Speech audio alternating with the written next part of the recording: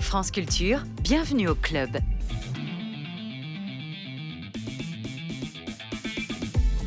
Et j'ai trouvé ce matin un article dans le Courrier international. Catégorie Société, États-Unis, santé mentale. Le titre Épidémie de solitude, : les Américains doivent passer plus de temps ensemble.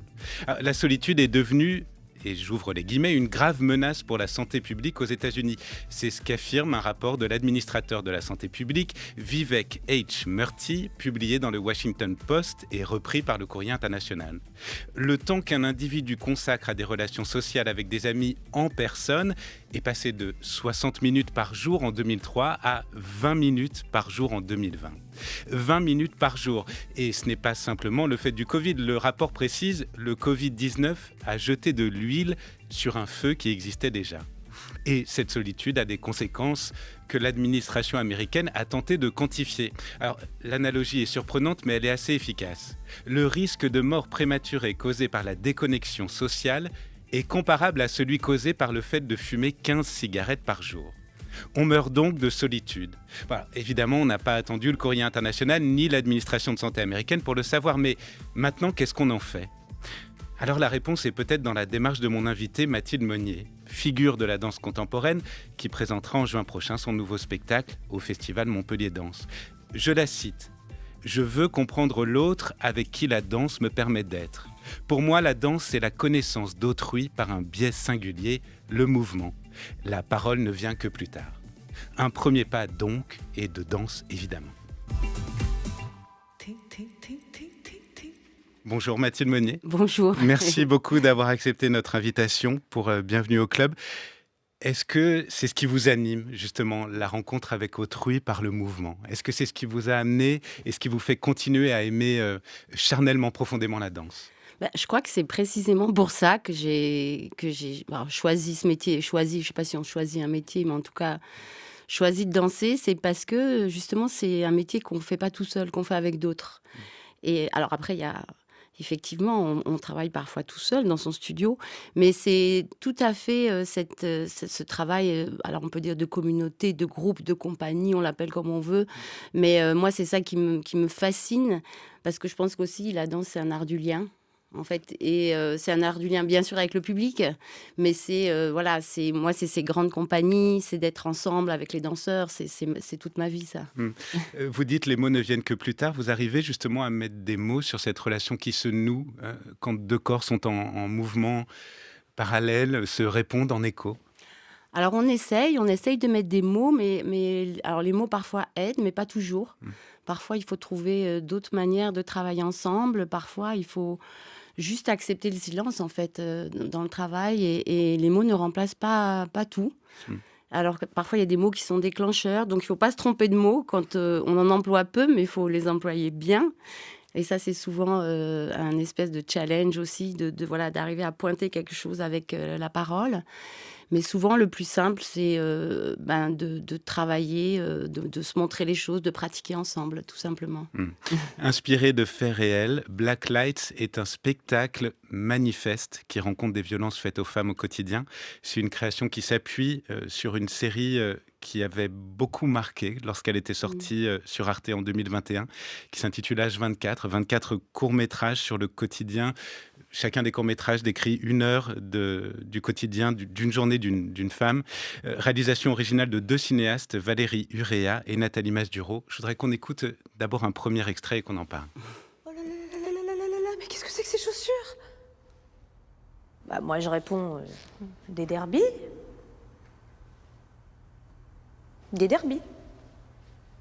À ce moment-là, un mec en costume arrive et il dit « Un problème, Jeanne ?» Jeanne, elle dit « Elle est à plat. » Lui, elle est nouvelle ? Oui, nouvelle. Et elle est à plat, ouais. Et elle porte des... C'est quoi le mot Des derbies, je dis. Et Jeanne répète « Des derbies. » Elle a qu'à aller s'acheter une paire, dit l'homme, comme si j'étais pas là. Il y a un magasin au coin de la rue. Et prenez pas des talons de 5. Il dit « C'est ridicule. Prenez des talons de 8 ou 10. » Puis là, le mec se verrouille d'un coup. Je vois pas pourquoi je discute. La boutique de chaussures ou la porte. Je vais pas vous laisser escorter mes clients avec vos baskets de jogging. Et là, mais moi, je hurle. Mais putain, c'est des derbies 10 cm au-dessus du sol, texte d'Alice Zéniter, que donc vous adapterez sur la scène de Montpellier Danse en juin prochain. Vous avez donc déjà créé le spectacle. Par exemple, pour qu'on essaie de comprendre la manière dont vous travaillez, en quoi ce texte a fait écho en vous? En quoi ces images ont fait écho en vous? Qu'est-ce qu'elles ont provoqué? Quels gestes elles ont évoqués pour vous? Alors, c'est bien qu'on commence par ce texte, parce que c'est vraiment un texte. Alors, il a l'air de rien, on pense à des talons, voilà, une femme qui met des talons, elle a des derbies, bon. Mais en fait, ce texte a été vraiment pour moi un des textes d'entrée en fait dans la pièce. Il est d'ailleurs au début du spectacle. Et j'ai construit d'ailleurs toute une scène chorégraphique où les femmes sont en talons, mais elles sont en talons au sol, allongées par terre. Donc il y a tout un travail de je ne vais pas tout révéler les choses, mais il y a tout un travail chorégraphique sur ce rapport, justement, où j'ai inversé le rapport, c'est-à-dire au lieu d'avoir les femmes debout comme dans la série, j'ai inversé le rapport et les femmes sont allongées au sol avec les chaussures. Et c'est vraiment, je trouve, une scène très emblématique de la série. C'est une toute petite chose, cette histoire de talons. En fait, la jeune fille décompense sur cette histoire de talons, mais ça dit énormément de choses sur voilà, ce qu'on attendrait d'une femme quand elle apparaît en public. Mmh. Et sur, ces violences quotidiennes même, qui paraissent anecdotiques comme vous le disiez, mais qui laissent des marques malgré tout et parfois très profondes. Oui, alors ça, c'est une chose aussi que j'ai compris au fur et à mesure, en fait, où j'ai lu ces textes, c'est que finalement, à côté du fait, ou peut-être, alors parfois, effectivement, une petite chose qui se passe, un petit incident, finalement, ce qui m'a intéressée, c'est de voir quel impact ça a dans le corps des femmes et dans leur psychologie, dans la façon dont elles vont vivre avec ça, souvent pendant un jour, 2 jours, parfois pendant une année. C'est-à-dire comment finalement on ressasse cette petite chose qui n'a l'air de rien et comment elle s'inscrit dans le corps avec une espèce de blessure, surtout quand elles sont répétées. Et c'est ça que je mets en scène, en fait. C'est vraiment les black lights, c'est un peu les lumières noires qui restent dans le corps et dans la tête. Après, c'est ces mini-choses comme ça du quotidien qui nous arrivent souvent à toutes les femmes. Toutes les femmes ont connu ça. C'est pas extraordinaire non plus. Dans la pièce, il y a des choses beaucoup plus graves. Il y a des textes qui portent des choses beaucoup plus graves. Mais en tout cas, voilà, cet impact sur le corps. 10 cm au-dessus du sol, je voulais aussi qu'on commence par là parce que j'ai l'impression qu'avec vous, la danse commence au premier pas, avec la démarche, y compris simplement marcher. Quelqu'un qui marche peut vous évoquer un geste de danse.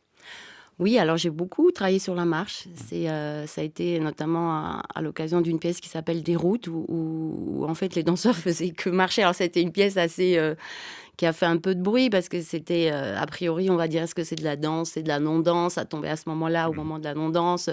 Oui, pour moi, la danse démarre déjà dans la marche, dans la façon dont on traverse un espace, dont on prend un espace, dont une posture, quand on déroule un corps sur un plateau, voilà, c'est déjà de la danse, la marche.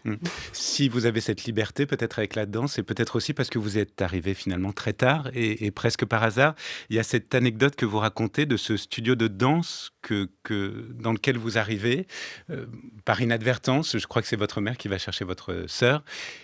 Et duquel vous tombez amoureux presque immédiatement. Vous savez que ça va être là chez vous pour les prochaines années.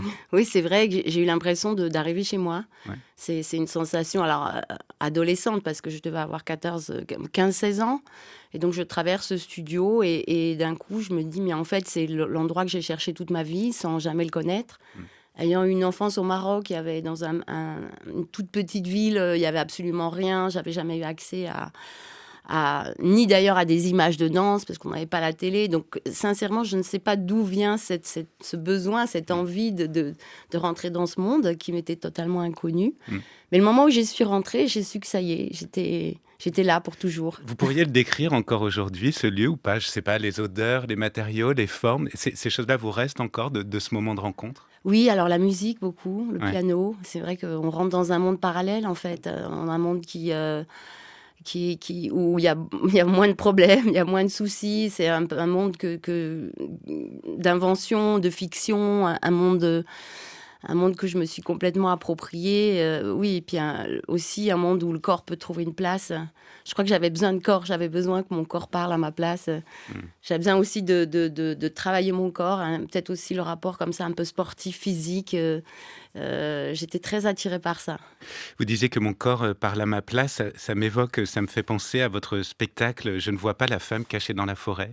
Parce que c'est vrai que vous êtes ensuite très vite allé vers la chorégraphie, mais que cette pièce, donc jouée du 19 au 21 février 1988 au Théâtre de la Bastille à Paris, il faut être précis, cette pièce-là était pour vous comme une forme de libération, comme une forme d'affirmation qu'enfin vous dansiez pour vous et pas caché derrière des grandes figures. Oui, alors ça a été vraiment ma première pièce en solitaire. J'avais fait des petites choses avant, mais c'est vrai que ce titre où à la fois j'apparais et je disparais, c'est-à-dire j'apparais comme chorégraphe, mais avec un titre euh, suite au tableau de Magritte, où la femme est entourée d'hommes, elle est nue en fait dans le tableau, et la pièce parle de ça, de cette idée de pouvoir faire sa place finalement dans un monde dont on ne connaît rien, qui vous est étranger, dont on essaye de comprendre un peu les mécanismes. Et c'était une pièce à l'aveugle, je crois, complètement, d'où ce titre. Ça a été une libération, mais comme vous le racontez, on sent que ça a été une libération sur le long terme, la danse. En fait, on ne pourrait pas raconter un moment de déclic qui aurait tout bouleversé. Peu à peu, vous vous êtes véritablement affirmé. Oui, alors c'est venu assez lentement. Alors en même temps, j'étais assez jeune, j'avais que 24 ans quand j'ai fait cette pièce, qui finalement est très jeune. Moi, j'avais déjà l'impression d'être vieille. Et c'est vrai que c'est au fur et à mesure, parce que aussi ce qui se passe, c'est que j'avais pas fait d'école, donc on se sent jamais légitime. Il se trouve qu'il n'y avait pas d'école à l'époque. Donc plus tard, j'ai créé un master chorégraphique parce que je me suis dit, il n'y a pas d'école pour les chorégraphes. Où est-ce qu'on apprend la chorégraphie? Qui va m'apprendre la chorégraphie? Donc sur le fond, c'est en regardant les autres que j'ai appris. Voilà, alors, et c'est pour ça que j'ai l'impression d'être rentrée comme ça petit à petit finalement dans ce métier, en regardant les spectacles, en essayant de prendre des choses à droite à gauche, en glanant, mais sans aucune théorie et voilà, sans approche vraiment universitaire ou quoi que ce soit. Et en cherchant à chaque fois à nous surprendre, comme avec ce nouveau spectacle, donc Black Lives, qui sera joué à Montpellier Danse les 22 et 23 juin prochains.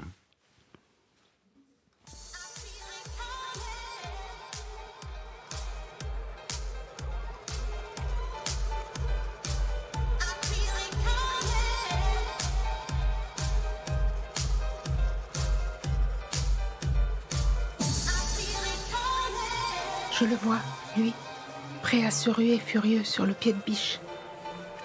L'empoigné pour me frapper. Il disparaît, il revient. Il vide sur moi un bidon d'essence. L'horloge au mur derrière lui marque 18h10.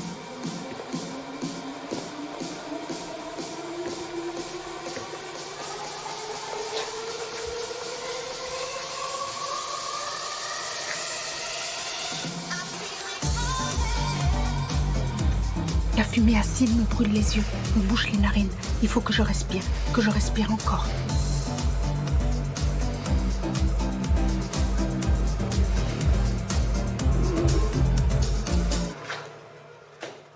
On écoutait donc un nouvel extrait de cette série H24, Je brûle d'Ersi Sotiropoulos. Alors, évidemment, il y a la question de comment les mots font écho, mais ma question est aussi, et alors elle est très naïve et je vous la pose telle quelle, comment est-ce qu'on écrit la danse? Est-ce qu'on danse soi-même? Est-ce que, je sais pas, est-ce qu'on prend des notes? En fait, comment ça se passe? On fait tout ça, on prend des notes, on se filme. Moi, je danse avec les danseuses. Il se trouve que c'est vrai que depuis quelques années, je travaille beaucoup avec des femmes parce que j'ai l'impression que mon vocabulaire, ce que je peux essayer sur moi, est beaucoup plus facile à transmettre. Il y a une espèce de choses assez évidentes comme ça, de transmettre. Et donc, voilà, mais aussi les danseuses amènent beaucoup de choses. C'est des artistes, c'est des grandes artistes. Elles amènent beaucoup de choses sur le plateau. Donc, c'est un travail de collaboration. C'est aussi un travail de groupe. On essaye, on se plante, on cherche assez vite parce qu'on n'a pas beaucoup de temps. Mais et moi, je travaille beaucoup en pratiquant. C'est-à-dire qu'on fait pendant longtemps, pendant plusieurs heures. C'est-à-dire que vous dansez à côté d'elle et vous, en écho, comme ça, vous répondez, vous cherchez comme ça directement par le corps? Oui, alors je peux arriver avec une proposition et on l'essaye ensemble et puis... Sur cet extrait-là, par exemple, est-ce que vous vous souvenez d'où c'est parti? Alors Comment cet ça a extrait-là, commencé? c'est très particulier parce qu'en fait, la danseuse qui est une absolument extraordinaire interprète, Yoneson Martin, a été l'égérie de Forsyth, de William Forsythe pendant 20 ans, est une danseuse absolument accomplie, une artiste hors pair. Elle a fait une proposition qu'elle a travaillée toute seule. Je ne m'attendais pas du tout à cette proposition et c'est assez extraordinaire ce qu'elle fait. C'est assez simple, mais voilà. Et parfois, c'est juste d'accueillir une proposition de ces artistes qui sont aussi des partenaires de travail. C'est-à-dire, c'est pas juste des interprètes. C'est aussi, voilà. Et qui ont une charge immense, parce qu'on le disait, le premier extrait paraissait plus anecdotique, celui-là est bien plus profond. On parle d'une femme qui subit des violences terribles. Et je me demandais justement comment est-ce qu'on met en mouvement la souffrance? Comment est-ce que... Parce que j'imagine qu'il y a une part aussi de pudeur face à cette souffrance. Oui, c'est très difficile. Ça fait partie des questions qu'on se pose pendant le spectacle. Alors, moi, je dis aussi que dans ce spectacle, il faut pas qu'on soit assigné à être des victimes. Il n'y a aucune assignation pour aucune femme à être victime toute sa vie. Donc, effectivement, ces textes sont des témoignages, ce sont des récits. Ils sont forts, il faut les faire entendre. Mais en même temps, il y a aussi une forme de résilience, d'être quelqu'un d'autre. On n'est pas seulement l'événement qui nous est arrivé et qui va nous marquer toute sa vie. Il y a aussi une manière de l'interpréter, de le faire vivre, de le partager avec parfois de la distance, de la joie, beaucoup d'émotions. Donc c'est ça que j'essaye de mettre dans ce spectacle. Et pour le faire vivre, il faut évidemment un corps, mais si on parlait d'un corps de danse, d'un corps en mouvement, j'ai l'impression qu'avec vous, on parle plutôt des corps aujourd'hui. C'est-à-dire que vous introduisez des personnes avec des physiques très différents. Et c'est chez vous une véritable volonté de mettre en avant des corps différents. Oui, alors je l'ai fait depuis plusieurs années, presque depuis, je dirais presque depuis 15 ans, ou je sais pas, presque depuis le début en fait. Même dans La Femme cachée, il y avait déjà des personnages qui n'étaient pas du tout des danseurs. Et ça a toujours été...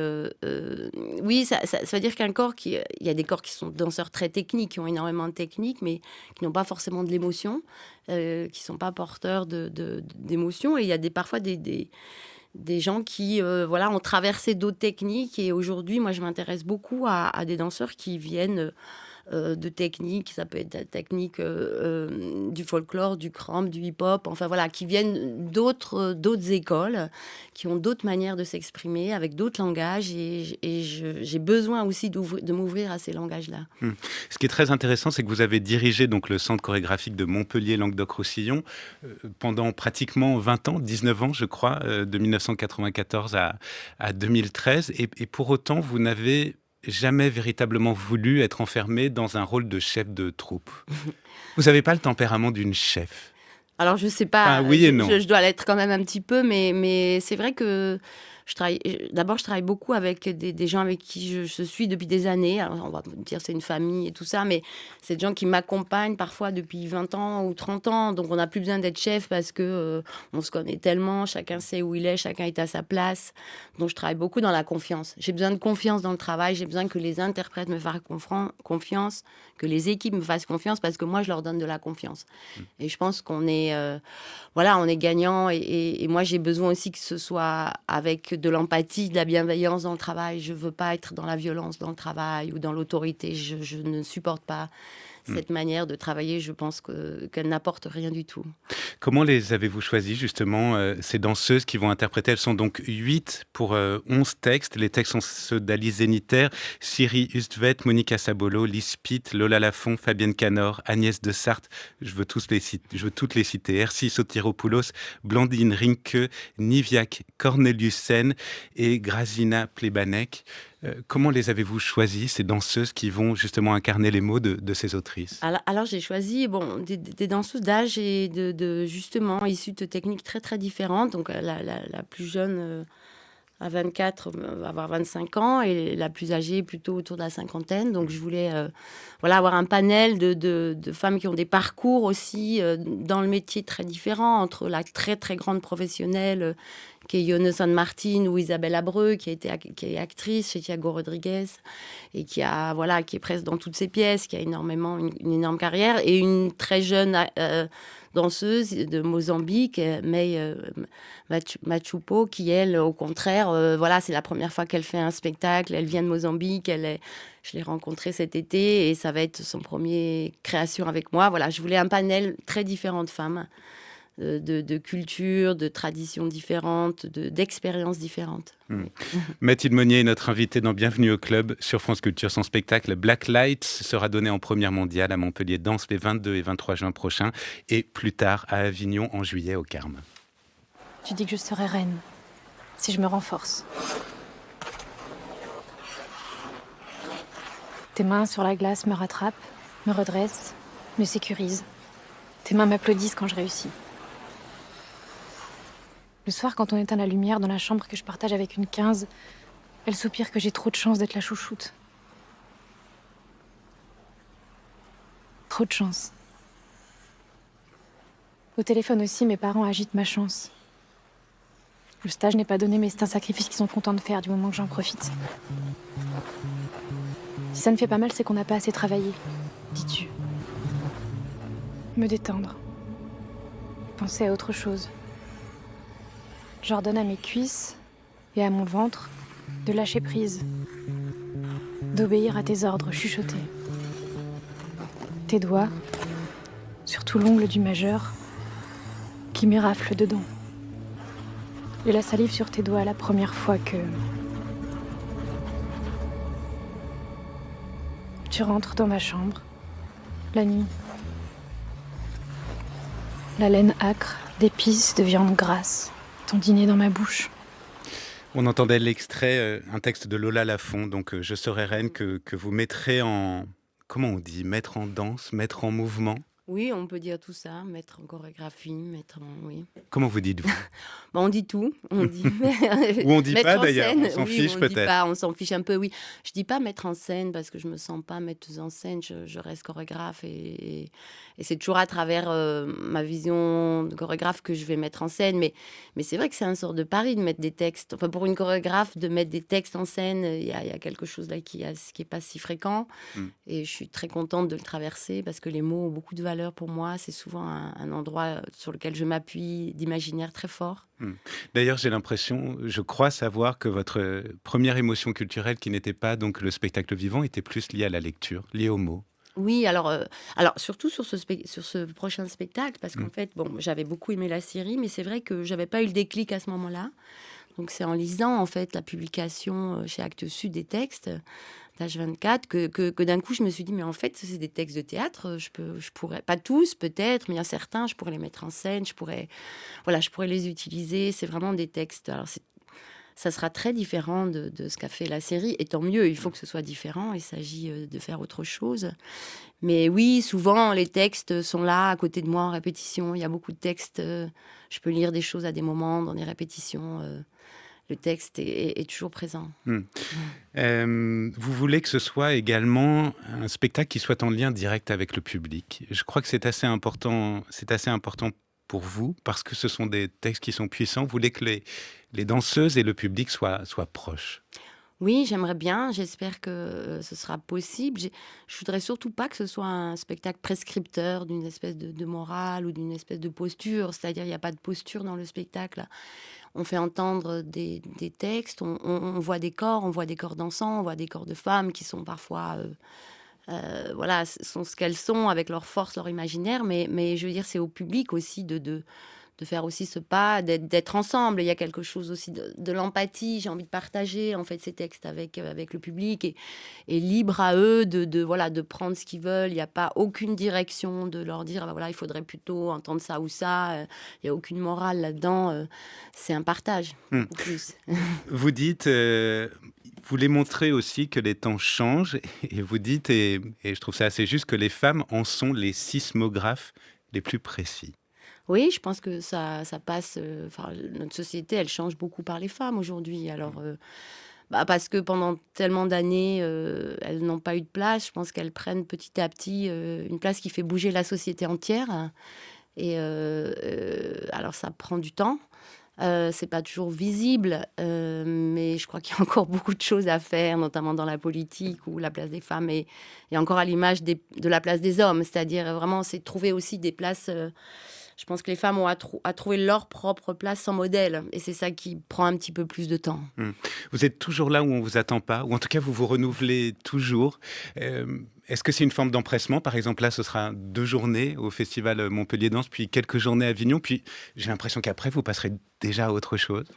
Non, pas autant, parce qu'il y a une grande tournée. Mhm. Donc ça, c'est magnifique. Et ce mouvement permanent qui vous anime. Je sais pas, vous savez, c'est pas quelque chose de très conscient ou on ne sait pas vraiment. Moi, je sais pas très bien comment je fonctionne, mais souvent, c'est souvent des gens qui viennent me chercher ou qui me font des propositions parce qu'ils ont vu que voilà, j'avais cette capacité peut-être à entrer dans d'autres mondes. Et c'est vrai que je suis assez curieuse, par exemple dans le monde de la mode ou dans le monde de la musique ou de la littérature ou de la philosophie. Donc c'est souvent, je me laisse porter en fait, beaucoup plus que d'être très volontaire dans aller chercher. C'est souvent des propositions extérieures. Je me suis longtemps caché derrière la danseuse. Oui, c'est vrai. Vous ne cachez plus maintenant? Si.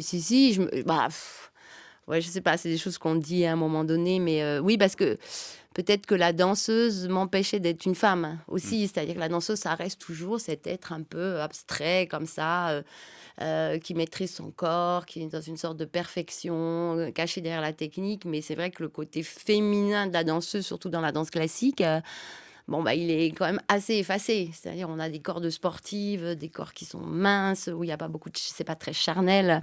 Voilà. Et donc, ce corps-là, oui, il est encore en devenir. Merci beaucoup, Mathilde Monnier. Merci de vous être emparée de ces paroles, comme les réalisatrices vous y invitaient. Et pour nos auditeurs de France Culture, Black Light, ce sera donné en première mondiale à Montpellier Danse les 22 et 23 juin prochains, mais également au Festival d'Avignon. Ce sera en juillet, au Carme. Merci infiniment. Merci.